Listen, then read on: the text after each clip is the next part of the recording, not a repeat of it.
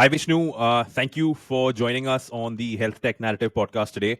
How are you doing and where are you speaking to us from? Hi, Divyam. Thank you. And I'm speaking from Hyderabad. So this is where our main headquarters is, Paradigm Cybersecurity. You are the CEO of ParadigmIT Cybersecurity. It is my understanding that you provide services to a number of organizations, varying by industry type. So, you are perfectly placed to tell us what's different about cybersecurity in healthcare, or what is it that stands out, according to you, as a feature. So overall, I could say India itself is facing around 13 to 40%, 14% of overall cyber attacks in the world, which is a big number. And in that, at least 7 to 8% is faced by Indian healthcare. What motivates an attacker to target healthcare is the major factors being one is the valuable data. So the data can be anywhere from like your personal information, financial information, and personal identification. Suppose you have put your Aadhaar card details and many more details in your maybe when you are visiting a hospital, and if these details are leaked, an attacker can simply open a bank account using these details. Other things can be like these hospitals can't face a downtime. So these are critical sectors. They can't face a downtime. So suppose there is a ransomware attack. Ransomware usually what it does is it completely encrypts and completely makes the information unavailable for the maybe the users or the healthcare professionals. So these kind of scenarios, the attackers try to create that urgency for the hospital employees or business owners to make the ransomware payment immediately. Many hospitals around the world and in India majorly, they are putting on so many new technologies in place, so many Hmm. new IT, IoT devices in place. Hmm. But whereas parallelly, there many a times the parallel upgradation of cybersecurity is missing. So the investment that they are putting towards digitization, there's similar investment, at least certain percentile of the investment, they are not focusing on the cybersecurity. Compliance, the strict access management is not present in healthcare, at least in India today. So Hmm. there are only very few hospitals around, but Hmm. many hospitals don't have this access control, strict compliance, and as basic as peer phishing training. So there are so many ways and means that attacker can penetrate into an organization. So majority of these attacks are through phishing attacks. So what happens is the attacker can craft a malicious email impersonating some. Maybe I can be an attacker. I Hmm. can simply impersonate as a CEO or CTO of that organization, and I can simply draft a mail to my finance team saying that can you please close this payment or this vendor so and so account number. Someone might believe it. Maybe if attacker tries in 100 hospitals, maybe 5, 10 hospitals, they might think, okay, this is something that's serious. Let's work it up. And sometimes the payment happens. It's going to be definitely not a small payment. It can be in crores, millions. But your suppliers, a hospital is a functioning body of many things. Sometimes you might have to outsource some of your IT work, some of your uh, other works to your suppliers. So even though you have a robust security, but your suppliers doesn't, Hmm. that can also cause a huge security risk. So hacker feels okay. These are the easy things to get into Hmm. rather than any other sector Hmm. because where the overall ransom can be high, Hmm. easily penetratable. You can retrieve more and more patient's information, and it's a low risk and high reward for any of the attacker, right? Could you just tell me what do you mean by low risk and high reward? Like, what is the low risk over here, especially? I get the high reward, access to data and health data, and data cannot be health data per se cannot, you can't change it. Like how if you could change your credit card information, maybe you can't change, your health data information. Yeah. But what's the low risk over here? If you could just explain that briefly. Risk, I meant to say risk is more like a effort and Okay. more of see, suppose if you are an attacker, you want to make sure whatever activities that you're doing, those are easily convertible to maybe bitcoins or maybe the Hmm. ransom. So Hmm. if you are putting effort in certain direction, you want to make sure, okay, I can obtain something out of it. Got it. Got it. Makes sense. We know that in India, a substantial number of hospitals that routinely operate with negative margins sometimes. True. So their ability to tap into resources is much harder. uh, and even getting the technology or the staff for the purposes of cybersecurity is something that they can't do. I know I'm putting you on the spot, but what are your thoughts around something like that? It's a difficult problem to solve, so there's no right answer, I guess. But what are your initial thoughts around that, or have you given it any thought before? Yeah, I mean, like, definitely. There are so many factors that a hospital might not also invest into much of the current technology because of maybe cutting the costs, or maybe they don't have that kind of bandwidth to maybe invest into this kind of equipments. Mm-hmm. Maybe they can't have the industry best practices because of maybe lack of resources. Mm-hmm. But one thing that I suggest many of like when I reach many of the customers, they say that we have this much amount of bandwidth for cybersecurity. We don't have best. Maybe the investment that we can do is very minimal, but we also want to make sure that we are secure. What can we do? There are so many solutions. Maybe to begin with, at least when you are starting with zero, at least first thing that you can maybe start with is having a strict access control, which doesn't cost you much, having the strict compliance, which definitely doesn't cost you much. It's just uh, and just putting the word across all of your employees. These are the certain things that we are only allowing this amount of people, and having the agreement with your supply chain team that you have to follow industry best practices for you to cater us.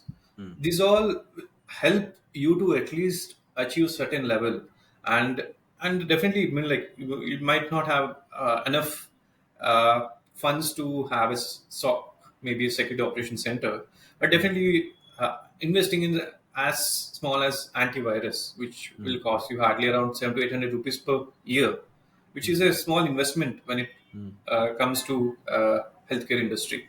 Makes So sense. we can definitely start with somewhere rather than uh, saying that we don't have any investment. We can definitely start with somewhere, is what I believe. Now coming to today's times, the cost of cyber attacks extends beyond financial damage to the healthcare providers. Also, it's a direct threat to patient safety, right? So, how are Indian healthcare organizations responding to this growing challenge, in your view? So right now, there are many examples that Indian healthcare has faced recently. One example I can take is what happened with AIMS. AIMS is India's one of its premier institute. They have faced a real big downtime through ransomware recently, and after that, they could see the implications what and cyber critical cyber attack can do to a premier institute like AIMS. After that, I could see in the market that many healthcare providers are coming forward to maybe quickly start with as small as antivirus. They are currently like from the mindset 2 years ago, where cybersecurity is a term that we heard to cybersecurity is something that we want to keep in our roadmap. It's something that I could see that mind shifts. So it's crucial for each and every sector, not only healthcare, but each and every sector to have certain parameters in place. But especially in healthcare, definitely they have to comply with government policies, government framework, whatever the industry standards are, as well as they also need to make sure that they are also following the industry best practices for the healthcare. Right. As someone who's providing cybersecurity solutions, and it's something that you build great products, and you sell them for a certain value. Uh, Essentially, it's a business, right? So, do you think that from that point of view, does it make sense for you that India adopts separate legislation or enacts separate legislation for healthcare data? So I'm like, since majority of the acts that are coming in picture are completely focusing on the wider sectors, not especially focusing on the healthcare. Hmm. But I feel there should be something like that should be in place. One is HIPAA. HIPAA is Hmm. something that's closely, slightly focusing on the healthcare. But Healthcare. at least in India, we need to have something like that. Makes sense. Yeah. Makes sense. Yeah, I mean, I agree with you on that front, of course. And I'm speaking as a lawyer, so yeah, 100%. Um, now, see, Indian healthcare is digitizing, right? Whether the same is happening slowly or happening fast, or is it happening at the right pace, is a discussion for another day. Nonetheless, digitizing also means that a lot of healthcare delivery does not have to happen at the hospital, especially when you consider the potential of remote care operations, virtual care, or telemedicine and wearables. How would you explain the challenge and therefore the need for cybersecurity protection, keeping this new digital healthcare delivery system in mind? So digitization is one way of saying is improve. I mean, like increasing your digital footprint. So more and more you increase your digital footprint, there are more chances and more directions where something could go wrong in terms of cybersecurity, in terms of an attacker penetrating in different means and ways to your organization. Or suppose, let's take an example of there is one healthcare provider that's also doing this maybe through your Apple Watch. You're sending your ECG results to your doctor. Hmm, Suppose something happened where I am a man in the middle.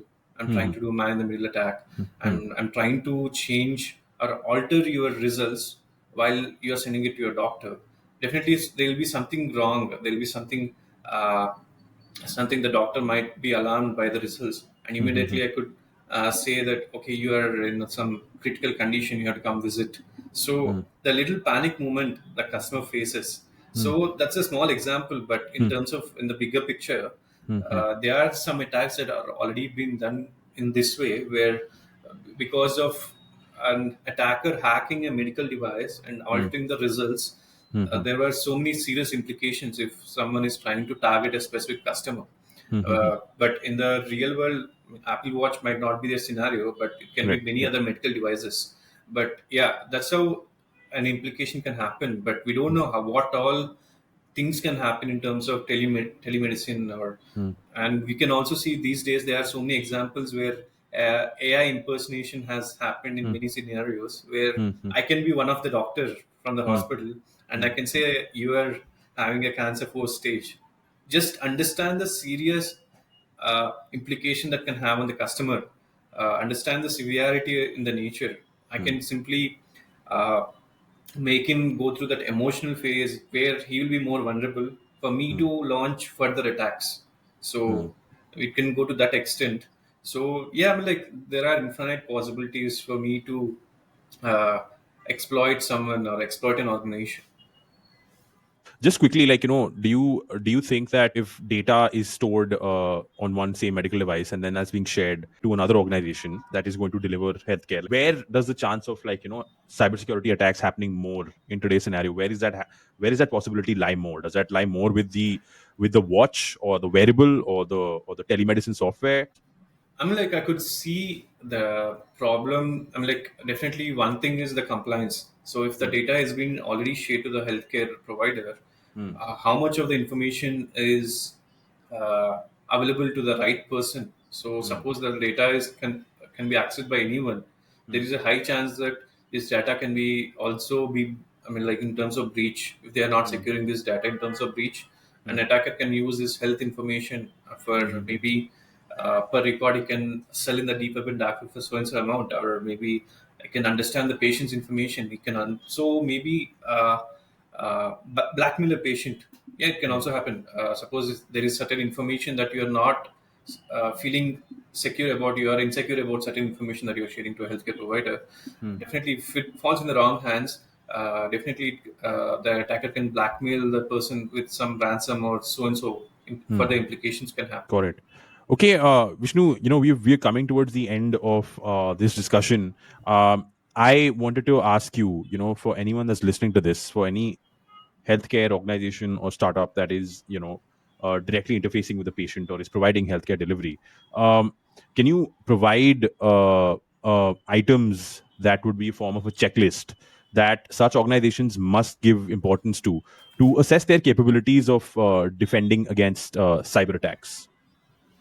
So the few things that I would recommend for any organization, it's maybe for healthcare or respective healthcare. is to start with your cybersecurity framework implementation, get your employees trained, and make sure that the awareness is something that you can bring the cybersecurity awareness sessions at least every quarter for them to be up to date on what's happening on the live scenario, and definitely investing into the cybersecurity technologies. It can be from anywhere from antivirus to EDR, SOC, multiple things. Investing on the cybersecurity technologies, and make sure to have the data access controls in place. Not every employee can have access to all the data, because suppose if you are a vaccine organization, you're developing vaccines, you are basic. I mean, like your employees, like anywhere from L1, can't have access to all the crucial elements of developing the vaccine. Right? So it's critical. It's critically important for all the organizations to have data access control. And one other point, that is instant response plan. Suppose there is an incident that occurred in the organization, what is a quick resolution that they can come with? So instant response training is something that is extremely needed. And I mean, like updating your software to the latest versions and updating your patches. So what happens is, suppose there is this application that you're installed in your organization, and there can be a security flaw. But what happens is, this application organization can release a security patch. So we usually see that security patches in our iPhones every now and then install the latest security patch. In Android, we see similarly for each and every application there will be security patches. Make sure these are up to date.